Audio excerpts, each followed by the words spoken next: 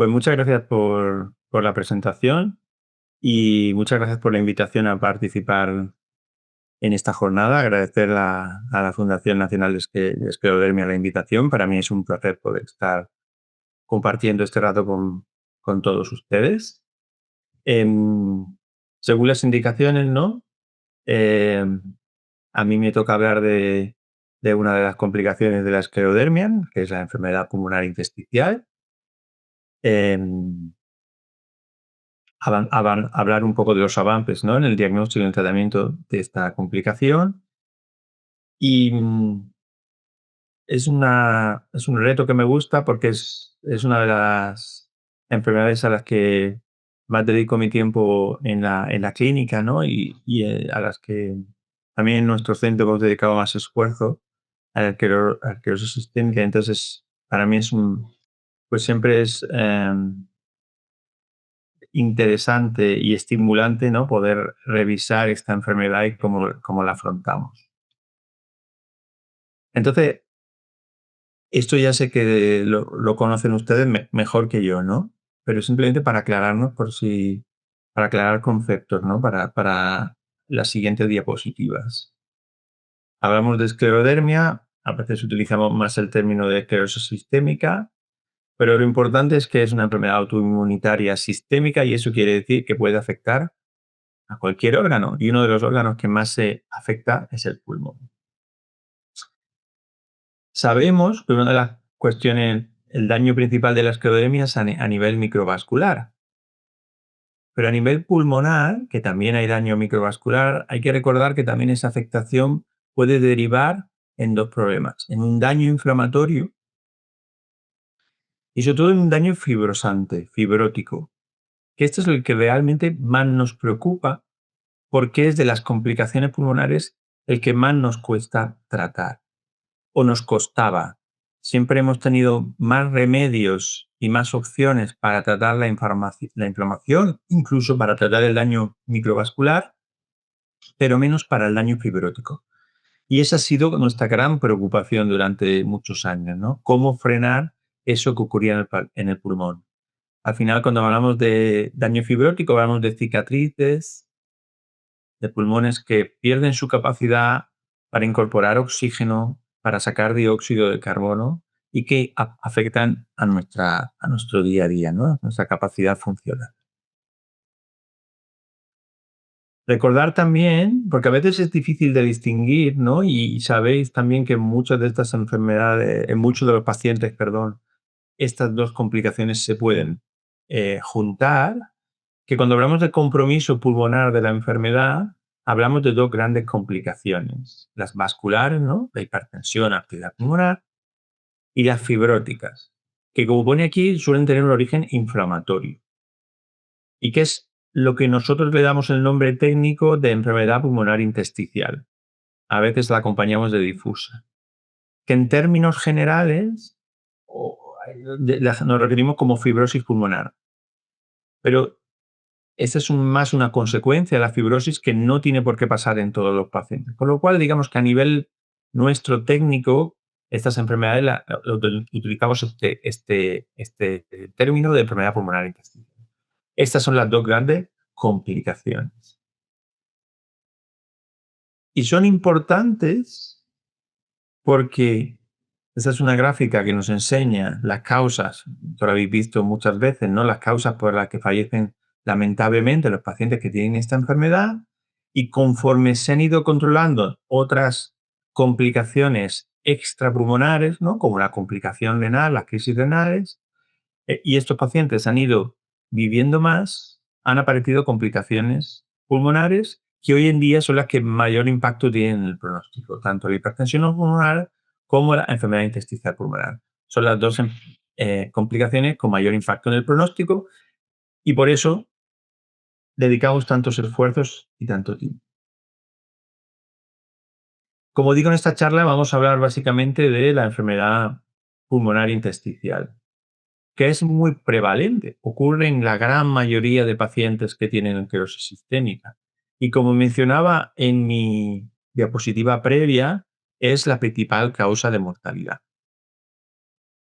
Pero aquí vemos un primer dato que es una cuestión que iremos hablando durante la charla, ¿eh? La supervivencia a 10 años, como veis por la serie de reportadas, es muy variable. Es decir, tenemos gente que lamentablemente, pacientes que sí que impacta mucho su pronóstico, pero hay otros que mucho menos, ¿no? Entonces veis esta variabilidad, ¿no? Es 29 a 69%. Este es un concepto que es importante, porque muchas veces cuando buscamos información sobre la enfermedad, lo que encontramos generalmente es muy negativo. Yo una de las cosas que quiero recordar siempre o que me gustaría lanzar es mantener un aspecto positivo. Es decir, no todos los pacientes que tengan enfermedad pulmonar intersticial tienen tan mal pronóstico. Depende. Hay que mantener siempre la esperanza de que las cosas pueden ir bien, ¿no? Pero sabemos, fijaros, que solo un porcentaje muy pequeñito van a hacer una enfermedad realmente grave, un 30%. Es decir, muy frecuente que ocurra la enfermedad, es variable la evolución, pero sí que es cierto que hay un grupo de pacientes que lamentablemente tendrán una alteración importante debido a la afectación. ¿Y quiénes son los pacientes que tienen un mayor riesgo de tener esta complicación?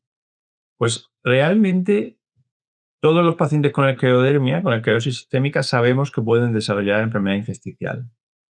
Sabemos que si hay mucha afectación cutánea, fibrosante, difusa, tienen mayor riesgo. Y también sabemos que algunos de esos anticuerpos que sabéis que estamos siempre nombrando y mirando de los análisis de sangre, como el esclero 70, pues tienen mayor riesgo. También hay una cosa importante.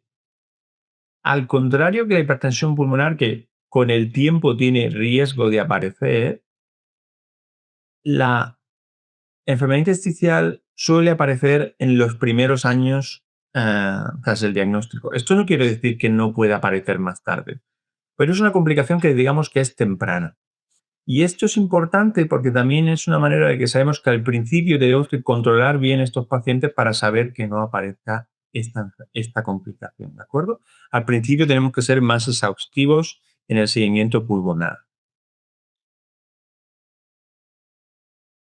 Y la gran pregunta es, ¿qué me puede pasar si me diagnostican esto? Y esto es otro mensaje que siempre discutimos en la consulta, ¿no? Hay pacientes que llegan asustados o asustados porque me han dicho que tengo una complicación pulmonar. ¿Y qué tengo que hacer? Y a veces le decimos, pues nada. Y eso es una cosa que os tiene que dar también tranquilidad. Lo que se hace en la consulta es valorar una serie de parámetros, de afectación a nivel del TAC, de la función pulmonar, del test de la marcha, cómo está también la enfermedad extrapulmonar. Y hay casos en los que la afectación es muy leve y no requiere tratamiento. ¿De acuerdo? Simplemente un seguimiento. ¿De acuerdo?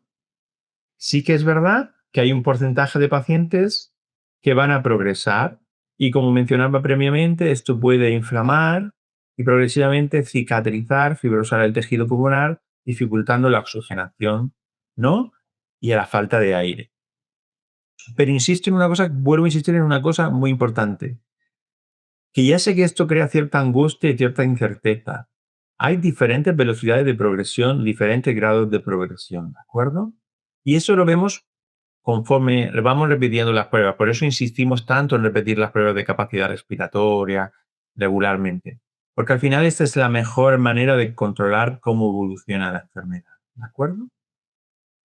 Por lo tanto, al principio que nos diagnostican esto, hay que tener, ya sé que son momentos de incerteza, pero hay que mantenerse positivo y hay que ver cómo evoluciona. No pensemos que tiene que ir mal o muy mal. Vamos a ver cómo va. Insisto, el día a día, porque hay mucha variabilidad entre los pacientes. Y después quiero mandar otro mensaje que es muy importante. Al final, lamentablemente, sobre todo en enfermedades más minoritarias, cuesta que haya investigación, porque la investigación es la manera de avanzar. Y si no hay investigación, si no hay visibilización de la enfermedad, pues no hay avance del conocimiento. Entonces, la noticia positiva en este área es que aquí pongo una diapositiva en la que esta es una página web, la Clinical Trial, que es donde se registran los estudios, ¿no?, de investigación. Y el área de la fibrosis, de la enfermedad intersticial y de la esclerosis sistémica es un área creciente, donde cada vez hay más estudios, y eso es muy positivo, porque cada vez conoceremos mejor la enfermedad, cómo tratarla, cómo diagnosticarla. Y yo creo que es un mensaje positivo con el que nos tenemos que quedar. Yo creo que en los siguientes años cada vez vamos a ver más avances. Entonces, ¿cómo se detecta la enfermedad?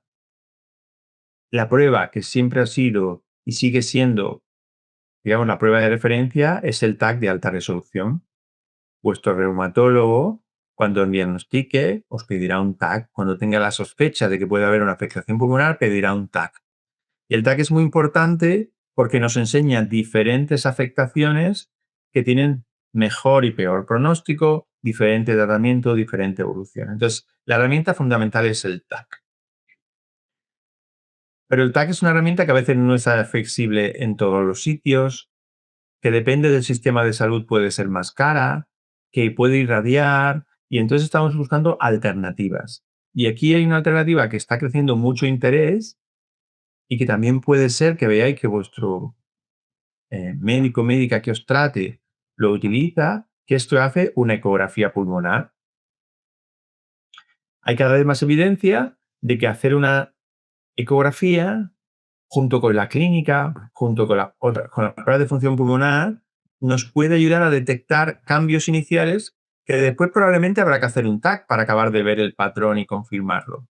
Pero es una herramienta que nos puede ayudar al cribado.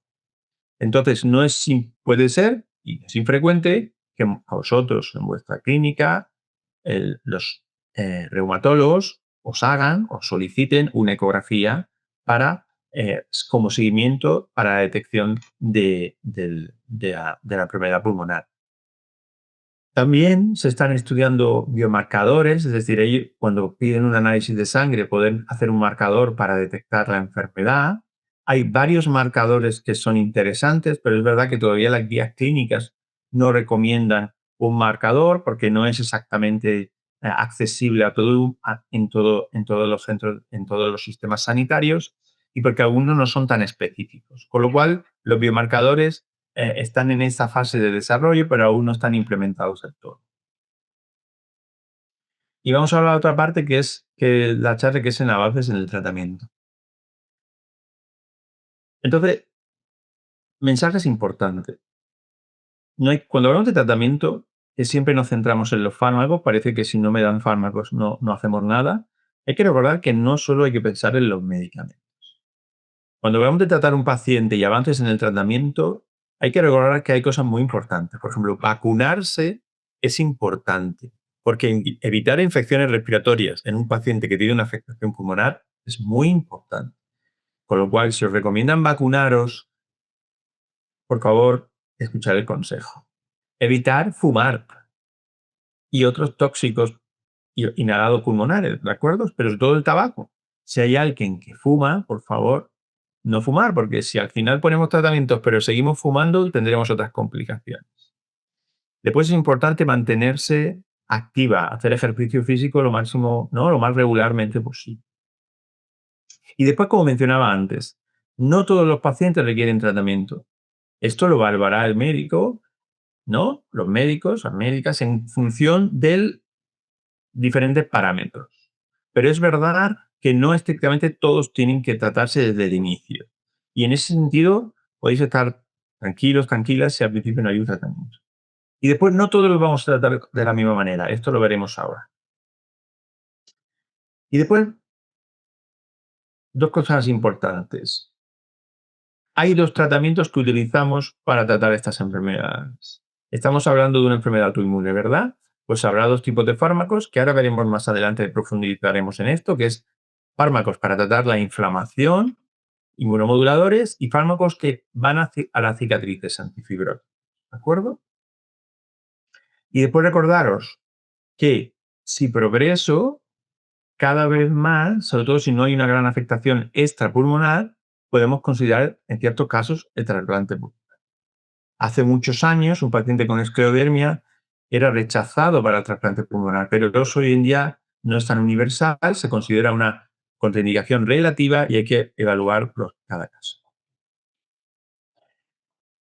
Entonces, para mí esto es un gran avance y es una noticia muy positiva. Es muy importante, y esto es un aspecto más médico, que nos ordenemos cuando vamos a tratar enfermedades. Quiere decir que creemos recomendaciones, que creemos guías para que cuando un paciente entre a la consulta y le ofrezcamos el mejor tratamiento, no solo por lo que es nuestra percepción, sino por lo que recomiendan las sociedades científicas, la evidencia. ¿De acuerdo? Entonces, en este sentido es muy positivo porque en los últimos 2, 3 años se han publicado varias normativas, tanto de la Asociación Americana, de la Asociación Europea, asociaciones nacionales, ¿de acuerdo? Tanto de reumatología como de neumología, en las que sugieren cómo tratar a estos pacientes. Y yo creo que esto es muy importante, porque claro que tiene que haber, cada paciente se tiene que individualizar y cada médico también puede modificar o dar su visión sobre el tratamiento, pero también es muy importante que haya unas recomendaciones generales para evitar la variabilidad entre centros, entre médicos, entre países. Y esto os puede parecer un avance menor, pero es un gran avance. Además, esto también viene a reflejar el interés que hay en este área. Entonces, insisto, esto es una gran noticia, que cada vez se publican más normativas que nos ayudan a saber cómo afrontar y recomendar mejor el tratamiento a nuestros pacientes. Y esto viene derivado por esta grafiquita que veis arriba, que es que en los últimos años cada vez ha habido más ensayos clínicos, fármacos sobre esta enfermedad. Es decir, conforme hacemos más estudios y hay más evidencia, nos obliga a ordenarnos también para saber qué tenemos que ofrecer a nuestros pacientes. Entonces, como decíamos antes, el esquema de tratamiento que hay que hacerse a la idea es que los médicos me pueden ofrecer dos tipos que se combinan y que generalmente empiezan por uno y después van a otro. Es decir, como estamos hablando de una enfermedad autoinmune sistémica, la mayoría de recomendaciones de las que veíamos en la diapositiva anterior sí que recomienda que los pacientes estén tratados con un fármaco inmunosupresor, inmunomodulador de base. ¿De acuerdo? Ese Claro que puede haber casos de enfermedad intersticial asociada al esclerodermia en el que no hay un tratamiento inmunomodulador y solo hay un tratamiento antifibrótico, pero serían los menos. La mayoría de los casos va a haber un tratamiento inmunomodulador de base, ¿de acuerdo? Y aquí sabéis que el que más evidencia ha acumulado y el que se suele recomendar como primera línea es el micofenolato. Hay otras alternativas que veis aquí, ¿de acuerdo? Pero realmente el fármaco que más evidencia acumulado es el micofenolab y puede ser el que os recomienden principalmente. ¿De acuerdo? Y generalmente el esquema empieza así. Empiezo con un tratamiento inmunomodulador y voy controlando la evolución, la respuesta a nivel pulmonar. Si veo que hay una progresión, aquí sí que puede haber una cierta variabilidad en la práctica médica. Aquí hay veces que si creemos que hay mucha fibrosis y no vemos tanta inflamación, que esto básicamente el TAC es la prueba que nos ayuda a dirimir esta cuestión, iremos más a un fármaco antifibrótico. Si creemos que sigue habiendo mucha inflamación, a lo mejor lo que hacemos es al micofenolato, por ejemplo, asociarle a alguno de los otros fármacos que están en esta lista. ¿De acuerdo? ¿Sí? Pero al final es verdad que cuando hay progresión, muchos de los pacientes hoy en día entráis en esta combinación, ¿no? De un inmunomodulador y un antifibrótico. Y del antifibrótico, que es más nuestro campo, deciros que hay dos, que son nintedanib y pirfenidona, ¿de acuerdo? Universalmente, ahora hay otro fármaco que hablaremos, pero los que están a su disposición en todos los sistemas sanitarios son estos dos. Y hay un mensaje que también quiero deciros. El fármaco que más acumula información es el nintedanib. Y, por ejemplo, hay países, en Europa, por ejemplo, el que tiene la indicación para el tratamiento es el nintedanib. La pirfenidona es un fármaco que utilizamos sobre todo en la fibrosis pulmonar idiopática, pero en el que no ha tenido los estudios como para encontrar la indicación eh, en esclerodermia y enfermedad intersticial asociada. Con lo cual, la guía clínica recomienda el nintedanib. Esto no quiere decir que no se pueda utilizar la pirfenidona. Es decir, si en algún país o si alguien no tolera el nintedanib o si hay problemas con el nintedanib, hay algunos casos en los que estamos utilizando la pirfenidona, ¿de acuerdo? Porque, aunque no tengamos los estudios, pensamos que también puede ser, ¿de acuerdo? Y ahora, recientemente, se publicó los resultados de un nuevo fármaco que se llama nerandomilás, que es un fármaco que está buscando su aprobación en diferentes países. Algunos ya lo empiezan a tener, hay otros que todavía están en vía de aprobación. Y este fármaco, se suma a la pirfenidona y al nintedanib. Es un fármaco que hemos visto que es eficaz también en la fibrosis pulmonar idiopática y también en pacientes con fibrosis pulmonar progresiva, ¿de acuerdo? Es decir, y aquí entra los pacientes con esclerodermia que tienen enfermedad intersticial y que tienen empeoramiento a pesar del tratamiento inmunosupresor de base general. Y también hay datos que muestran su eficacia y su seguridad en pacientes con esclerosis sistémica. Entonces, y aquí es lo más importante, que es lo que pongo aquí arriba, para nosotros este estudio es muy importante, no solo porque es una nueva opción, sino porque muchos de estos pacientes que se introducieron en el estudio ya estaban en tratamiento con un antifibrótico. Y para nosotros comienza una nueva era, es decir, ahora pasará que los pacientes estarán tratados combinados, no solo combinando inmunomoduladores con antifibróticos, sino lo que pasaba antes con los inmunomoduladores, que a veces dábamos dos, sino que pasará también con los antifibróticos. Ahora podremos combinar los antifibróticos, porque el estudio demuestra que es seguro combinar nerandomilás, tanto con nintedanib, que sería la primera acción en pacientes con fibrosis pulmonar progresiva, o incluso sin pacientes que están en tratamiento con pirfenidona. Y esa es otra cosa en la que tenemos que estar preparados a combinar. Esto es una gran noticia porque los estudios de nerandomilás demuestran que la combinación reduce aún más la caída. Es decir, cada vez somos más capaces de disminuir, frenar, ¿no?, la progresión. Y entonces es una noticia muy positiva.